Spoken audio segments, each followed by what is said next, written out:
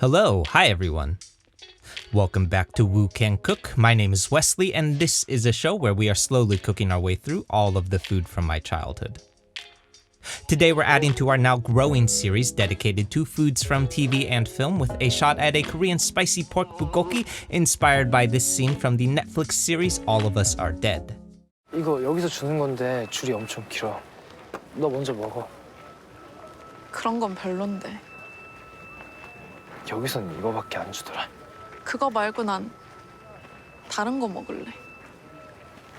다른 거 뭐? 너?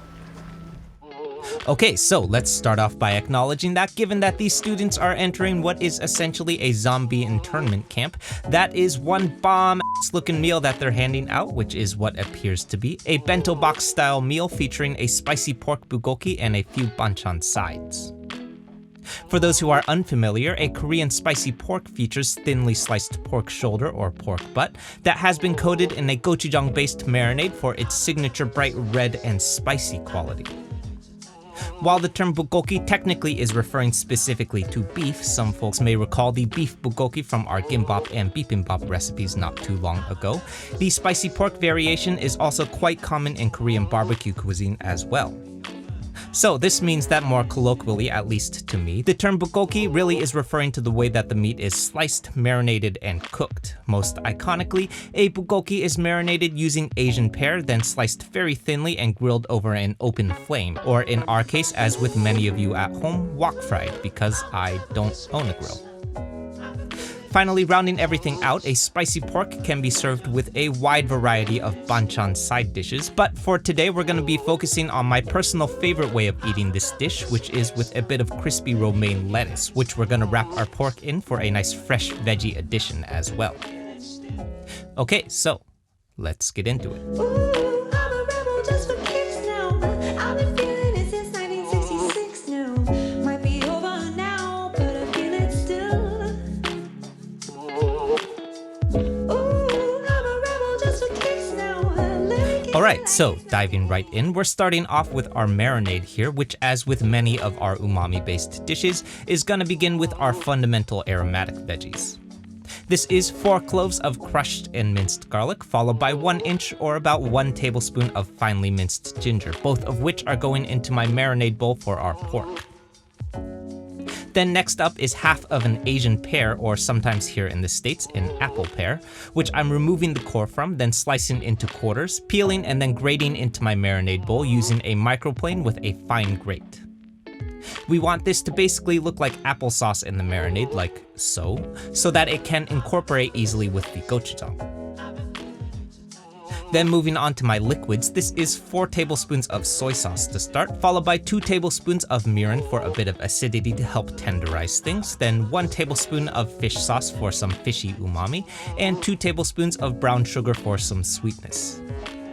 Then rounding this all out for that iconic bright red quality that we're looking for, this is 2 tablespoons of Korean chili powder or gochugaru, paired as promised with 3 tablespoons of Korean gochujang. As you might guess, these final 2 ingredients are pretty much the 2 most important ingredients in our entire dish today. I'm mixing this all up to combine, then setting this aside for a moment while we finish up with our mise en place. First up here is half of a medium white onion, which I'm removing the first 2 layers from. Then if you want, you can just slice this up like a normal human being would. Today though, I thought I'd try this TikTok trend, which is supposed to give you a more even slice by peeling each individual layer of the onion apart, then slicing them up one at a time, which if I'm being totally honest was a lot more time consuming, but these are actually the most evenly chopped onions that I have ever achieved, so I don't know. The only downside to this is that with this method, you're supposed to toss the core of the onion because it won't chop as evenly, which is not only the best part of the onion, but is also super wasteful, so choose for yourselves accordingly. Anyway, moving on with my veggies, I'm rounding things out here with my garnishes, which today will be focused mainly on finding crisp, fresh greens to cut the richness of that spicy pork. This is about 10 slices of cucumber to start, followed by some romaine lettuce, which I've rinsed under some cold water to bring back to life since it was looking a little bit droopy. Moving on to my pork, this is a pound of pork shoulder, which, as you'll notice, contains a good amount of fat, skin, and bones here, which is less than ideal.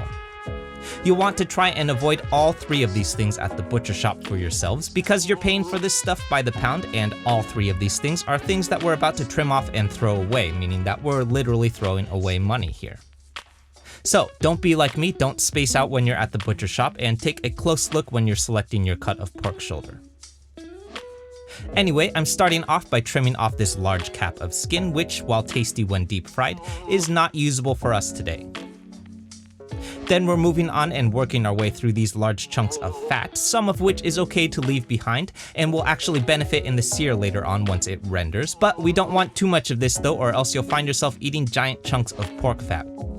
Then finally, I'm slicing this all up as thinly as I possibly can, and of course removing this bone as well. Then I'm tossing it into our awaiting marinade and setting this all aside to marinate for 30 minutes or up to 1 hour. Over on the stove, I've got my wok heating up as hot as possible before adding 4 tablespoons of peanut oil for our sear. Now, most traditionally, a bulgogi is grilled over an open flame for a super smoky and crispy quality. As with many of our grilled dishes though, I unfortunately do not own a grill, so I will once again be replicating those smoky and crispy qualities using a wok sear and fry, which is also a fairly common technique used with most home attempts at bulgogi. I'm adding my pork here 1 piece at a time with its largest side facing down, then letting it sear undisturbed for 2.5 minutes before turning. The sear here is not only going to crisp up some nice edges to our pork, but it's also going to start rendering some of that pork fat too, which is what we need for a nice wok hei, or baby wok hei. We're cooking in batches here, so fortunately we've got a few attempts at this. I'm removing this first batch, then repeating. This took me 3 batches altogether. So here's a little bit more fire for our wok hei in my 3rd attempt. Then after our 3rd and final batch, I'm adding all of my pork back to the wok along with my onions and tossing this all to combine for about 2 minutes until those onions start to tenderize. Then finally, I'm removing this all from heat and setting aside while we set up our rice bowl. Here's my cucumbers going around the side first, followed by my romaine lettuce, then a healthy serving of kimchi, and finally my spicy pork bulgogi.